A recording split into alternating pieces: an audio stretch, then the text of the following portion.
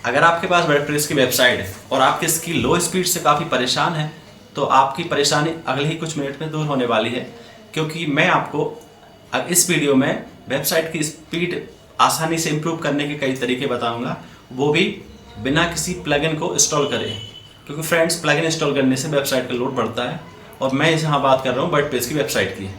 तो हालांकि ये तरीके हर वेबसाइट में अप्लाई होंगे, तो आप बने रहिए एंड तक। इस वीडियो में आप सीखेंगे कि कैसे आप आसानी से कुछ स्टेप्स फॉलो करके अपनी वेबसाइट की स्पीड बढ़ा सकते हैं। तो बने रहिए आखिरी तक। हेलो फ्रेंड्स, मेरा नाम संजीव कुमार रघुवंशी है। मैं पिछले 10 साल से जुमला वर्डप्रेस पे काम कर रहा हूँ और अपने उसी एक्सपीरियंस को आपके साथ शेयर करूँगा। तो अब चलते हैं हम लैपटॉप की स्क्रीन पर और देखते हैं कि मैं क्या क्या स्टेप फॉलो करता हूँ। तो बने रहिए।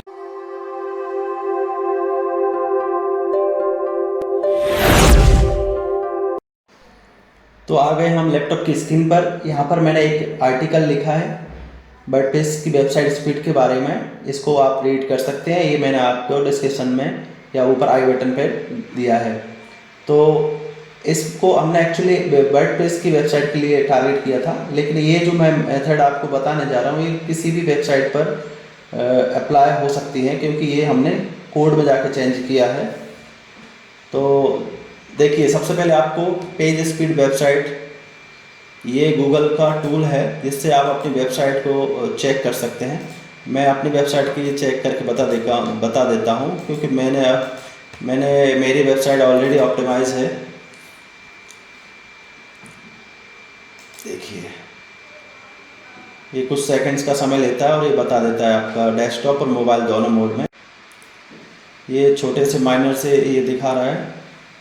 ये 34 अपडेट साइज और ये जो इमेजेस हैं, तो इसको तो आप इग्नोर कर सकते हैं, ये ज़्यादा इम्पेक्ट नहीं डालते हैं। ये 90 से अब परफॉर्मेंस काफ़ी ठीक है। बाकी सर्वर का भी इसमें काफ़ी वो रहता है योगदान। ठीक है। तो अब आपको यहाँ पर ये सजेस्ट करता है कि आपकी क्या क्या स्पीड में इशूज़ हैं, उसको आप कर सकते हैं। जैसे मैं अभी दिखा देता हूँ। मैंने एक वेबसाइट पे काम किया था, उसका जब मैंने ये गूगल स्पीड टेस्ट किया था तो उसमें काफ़ी लो था मोबाइल पर, और उसमें ये सजेशन आ रहे थे डेफ और of screen images reduce unused JavaScript, और ये कई सारी चीज़ें आती हैं। ये आपको वहाँ पे दिखेंगी। ये आप मैन्युअली भी कर सकते हैं अगर आप सक्षम हैं तो।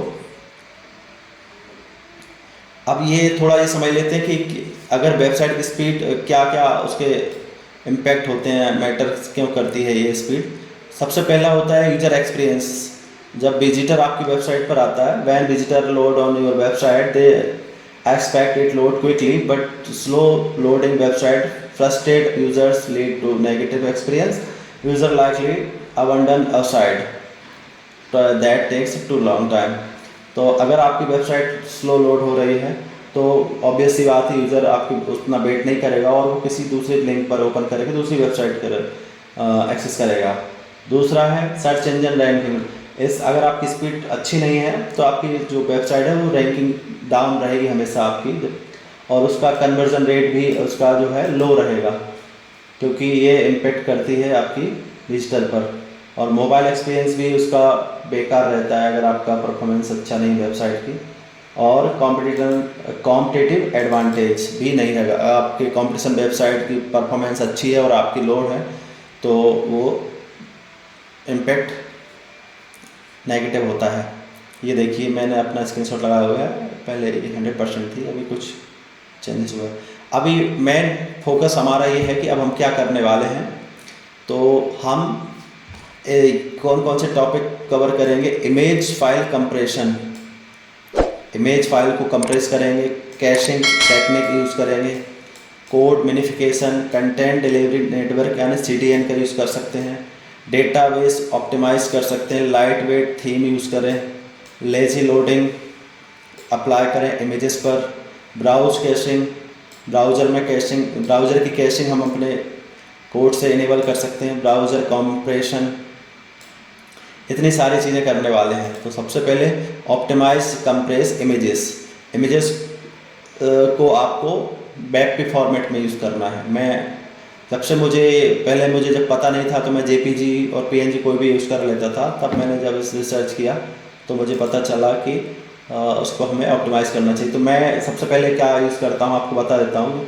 जब हम कैनवा से कोई इमेज यूज़ करते हैं तो मैं फॉर एग्ज़ाम्पल दिखा देता हूँ अपने जो मैं यूज़ करता हूँ, तो मुझे वो वाला प्रॉब्लम नहीं आता है। फॉर एग्ज़ाम्पल कहाँ गया, ये इमेज बनाई है। मैं आपको थोड़ा डिटेल दिखाता हूँ। ये देखिए डॉट जेपीजी इमेज है, इसका साइज़ है 39.5 KB। मैंने इसको जब वेबपी में कन्वर्ट किया तो ये ऑटोमेटिक 18.2 KB आ गया। मैंने कोई कंप्रेशन नहीं लगाया। वैसे आप इसको कंप्रेस भी कर सकते थे। इसके लिए क्या यूज़ करते हैं, जब भी आप कैनवा पे जाकर इमेज बनाते हैं तो सबसे पहले यूज़ करते हैं टिनी पीएनजी। मैं इस पर अपनी पीएनजी फाइल को कंप्रेस कर लेता हूँ पहले, ठीक है। उसके बाद फिर मैं कंप्रेस करने के बाद ये जो है कन्वर्टियो, ये अच्छी वेबसाइट है convertio.co, इस पर जाके हम इसका फॉर्मेट चेंज कर लेते हैं। जैसे मैं आपको एग्जांपल के लिए बता देता हूँ, ये मेरी है जेपीजी फाइल, ठीक है। यहाँ पर ये पूछेगा इमेज को कौन से जेपीजी, इतने सारे फॉर्मेट हैं। मैं वेबपी, क्योंकि ब्लॉग के लिए वेबपी सजेस्ट की जाती है, गूगल से रिकमेंडेड है, तो इसमें मैंने कन्वर्ट किया था। फिर से करके दिखा देता हूँ। अच्छा आपको सॉरी, कितना डिफरेंस आता है। जैसे हम इसको करते हैं इमेज को वेबपी, 36.9 समथिंग था साइज़। ये अब देखते हैं कितना होता है। ये देखिए 18 में आ गया, ये मैं ऑलरेडी कर चुका हूँ। तो ये मेथड यूज़ करें, ये भी बहुत आसान है। जब भी आप पोस्ट लिखें तो ये वाला फॉर्मेट इमेज के लिए ये अप्लाई करें, तो आपका ये प्रॉब्लम इमेज का सॉल्व हो जाएगा। Enable caching allow website to store static website. ये क्या करता है, आपका पेज किसी ने एक बार ब्राउज़र ओपन किया है तो कैसे उसको उस टाइम पे पूरा स्टोर कर लेता है। तो उससे होता क्या है, आपकी CSS इमेजेस पूरी डाउनलोड होकर उसके ब्राउज़र में एक टेम्प्रेरी फोल्डर में स्टोर हो जाती है, ताकि अगली बार जब भी आप पेज एक्सेस करें तो वो सर्वर से ना लेके ब्राउज़र से लेता है। इससे उसको सर्वर से रिस्पॉन्स लाने में टाइम लगता है, इंस्टेंटली लोड कर देता है। बस पहली बार में थोड़ा सा टाइम लगेगा, बाकी वो जब भी एक्सेस करेंगे तो टाइम नहीं लेगा। तो इसके लिए क्या, ये जो है ये वाला जो कोड है आपकी फाइल में जाके डाल देना है। कौन सी फाइल में डालना है ये मैं बता देता हूँ। ये आपकी htaccess फाइल में डाल देना है या php.ini फाइल में डाल देना है।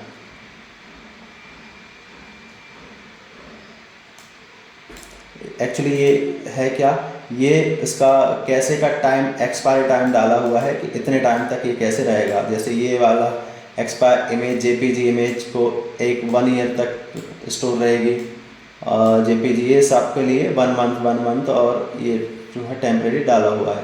तो ये वाला कोड डालने से आपको ब्राउज़र कैशे इनेबल हो जाएगी। यहाँ पे देखिए एक्सपायर एक्टिव ऑन, ये आपके htaccess फाइल में डालना है। मिनिफाइड CSS या कंबाइन CSS और जावास्क्रिप्ट फाइल को आप मिनीफाई कर सकते हैं। यहाँ सर मिनीफायर हो, कई ऑनलाइन मिनीफायर वेबसाइट मिल जाएंगी। मिनीफायर CSS, देखिए जावास्क्रिप्ट मिनीफायर और CSS मिनीफायर कोई से भी आप यहाँ से आप डाल देते हैं। यहाँ पर कोड डालेंगे और यहाँ पर मिनीफाई कर देगा। जैसे मैं आपको दिखा देता हूँ, मेरे इसमें है क्या। अगर आपको कोई भी प्रॉब्लम आती है तो आप मुझे कमेंट ज़रूर कर सकते हैं, मैं एज ए सॉफ्टवेयर आपकी हेल्प करूँगा। जैसे ये है, ये अगर ऑलरेडी मिनीफाई होगी या तो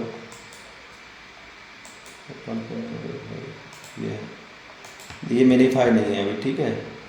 तो ये वाला कोड कॉपी करना, उस पाथ को ध्यान रखना कौन सी पाथ पे है, तो आपको लेकिन ये कोड में जाके चेंज करना पड़ेगा। मैं ये दिखा देता हूँ, पाथ भी दिखा देता हूँ।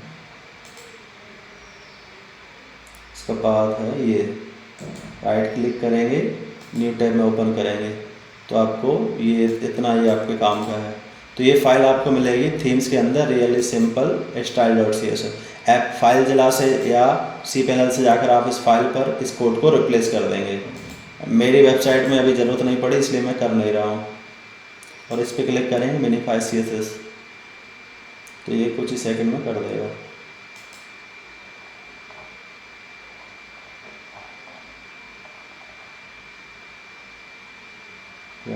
अच्छा सॉरी, एक्चुअली हम JS के उसमें हैं, हमको CSS करना है। CSS वाला लिंक ओपन करेंगे, ठीक है। मैं एक एग्जांपल दे रहा था, कहाँ है CSS का भी होगा, यहाँ सिंपल लिखना है CSS मिनिफायर।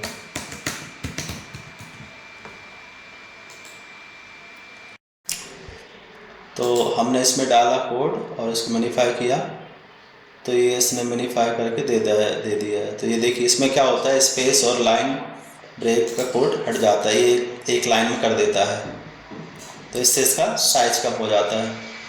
इसी तरह आप JS को कर सकते हैं, इसी तरह आप CSS को कर सकते हैं।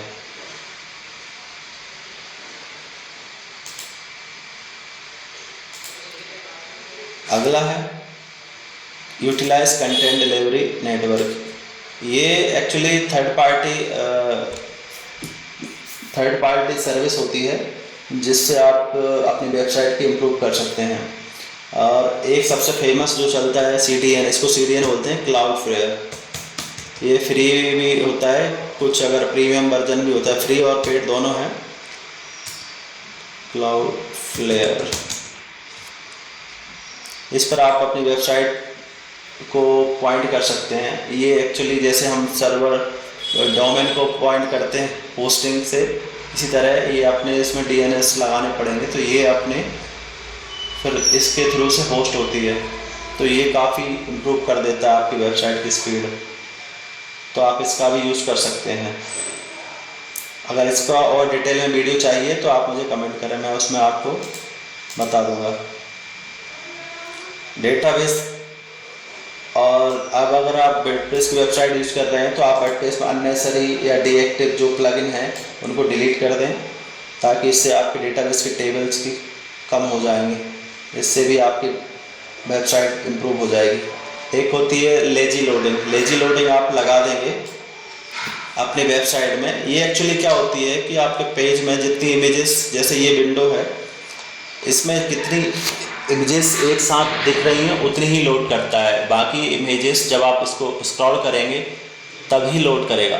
तो इससे आपके पेज की स्पीड स्लो स्पीड इम्प्रूव हो जाती है, क्योंकि अगर आप लेजी लोडिंग नहीं लगाते तो अगर 20 इमेजेस तो एक साथ लोड होती हैं, वो पहले से लोड हो जाती हैं।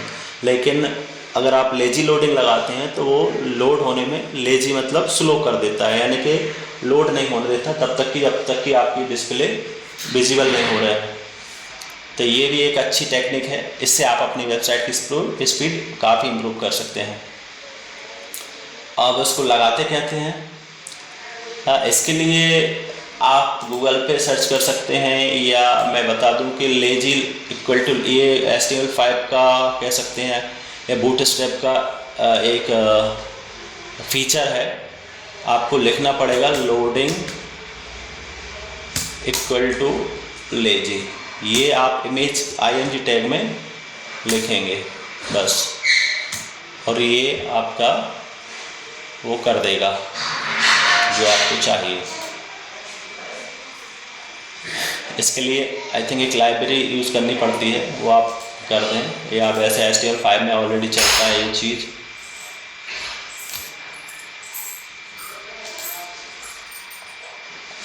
अगला है लाइट वेट थीम यूज़ करें। अगर आप वर्डप्रेस की वेबसाइट यूज़ कर रहे हैं तो पहले इसको चेक कर लें इंस्टॉल करके कि स्पीड ऑटोमेटिकली बिना कंटेंट के ही तो लोड नहीं, डाउन नहीं हो रही है।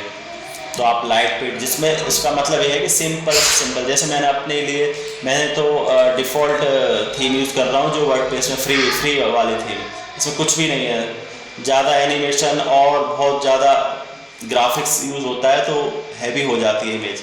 तो आप ये इग्नोर करें, अगर सिंपल वेबसाइट में काम हो सकता है तो आप ज़्यादा हैवी थीम चूज़ ना करें, ताकि उससे आपकी वेबसाइट पे लोड ना हो। शुरुआत में जब हम नए नए होते हैं तो हम एकदम बहुत झांकी वाली, जिसमें बहुत सारा एनिमेशन होता है, उनको यूज़ करते हैं, तो उससे आप बचें।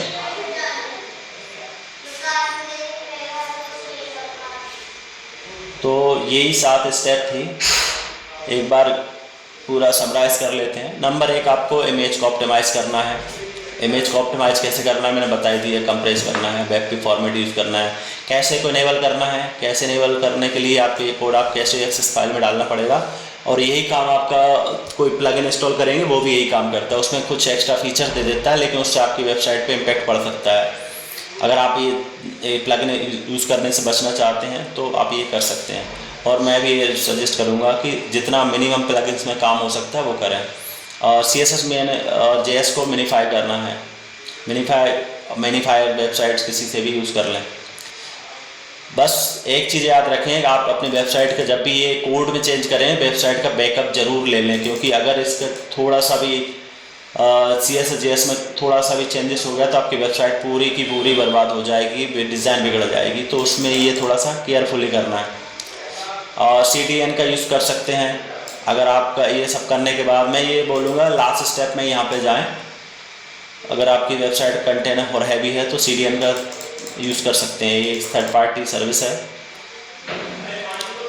और डेटाबेस में अननेसरी टेबल तो पता नहीं चलेंगी, तो आप प्लगइन्स या आपको अगर पता है डेटाबेस टेबल अगर अननेसरी हैं जो यूज़ नहीं हो रहे, उनको डिलीट कर दें, और प्लगइन को भी डिलीट कर दें जो डिसेबल हों। लेजी लोडिंग को अप्लाई करें, लाइट वेट थीम यूज़ करें। तो यही 7 पॉइंट थे। आशा है आपको दोस्तों ये आपके काम आएंगे ये सारे स्टेप्स, अगर आप अपने वेबसाइट में यूज़ करेंगे। दोस्तों मिलते हैं अगले इंटरेस्टिंग वीडियो के साथ, तब तक के लिए नमस्कार। आप अगर इस चैनल पर नए हैं तो प्लीज़ चैनल को सब्सक्राइब करें, वीडियो को लाइक करें और अपने फ्रेंड्स को शेयर करें, और इससे हमको मोटिवेशन मिलता है और आगे ऐसे ही वीडियो बनाने के लिए। तब तक के लिए फ्रेंड नमस्कार।